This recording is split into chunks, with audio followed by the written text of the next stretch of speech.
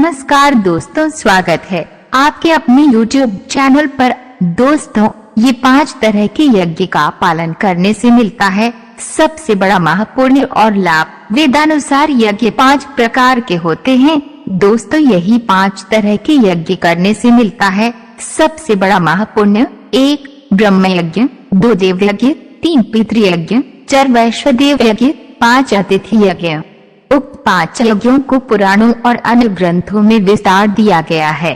यज्ञ सार को पकड़ते हैं, विस्तार का नहीं। ओम विश्वानि देव सवितुर्दुरितानि परासु यद्भद्र तन्नासु भावाट। हे ईश्वर, हमारे सारे दुर्गुणों को दूर कर दो और जो अच्छे गुण, कर्म और स्वभाव है वे हमें प्रदान करो। यज्ञ का अर्थ आग में घी डालकर मंत्र पढ़ना नहीं होता।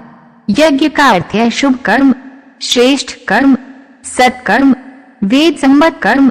सकारात्मक भाव से ईश्वर प्रकृति तत्वों से किए गए आह्वान से जीवन की प्रत्येक इच्छा पूरी होती है।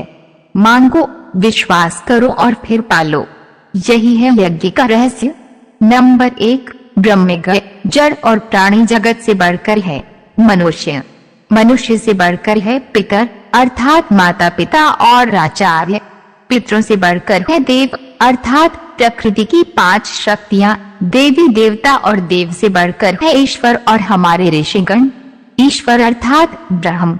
यह ब्रह्म यज्ञ संपन्न होता है नित्य संध्या वंदन, स्वाध्याय तथा वेद पाठ करने से।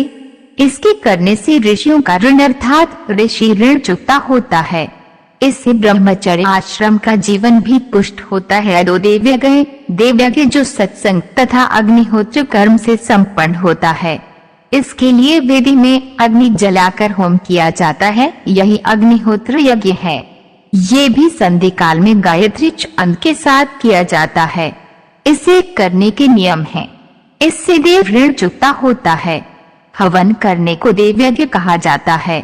हवन में 7 पेड़ों की समिधाएं, लकड़ियां सबसे उपयुक्त होती हैं आम, बर, पीपल, ढाक, जाठी, जामुन और शमी।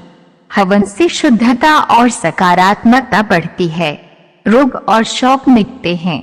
इससे गृहस्थ जीवन पुष्ट होता है।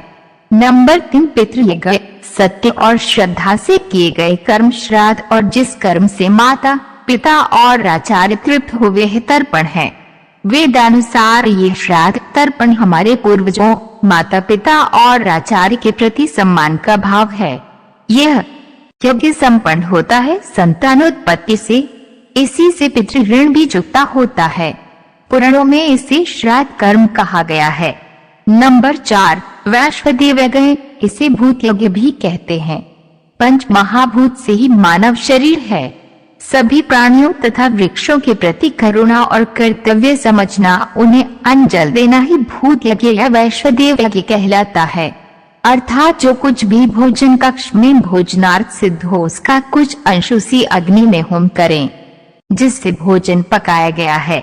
फिर कुछ अंश गाय, कुत्ते और कौवे को दें, ऐसा वेद पुराण कहते हैं। नंबर 5 अतिथि यज्ञ, अतिथि से अर्थ मेहमानों की सेवा करना, उन्हें अन्न जल देना। अपंग, महिला, विद्यार्थी, सन्यासी, चिकित्सक और धर्म के रक्षकों की सेवा सहायता करना ही अतिथि यज्ञ है। इससे संन्यास आश्रम पुष्ट होता है।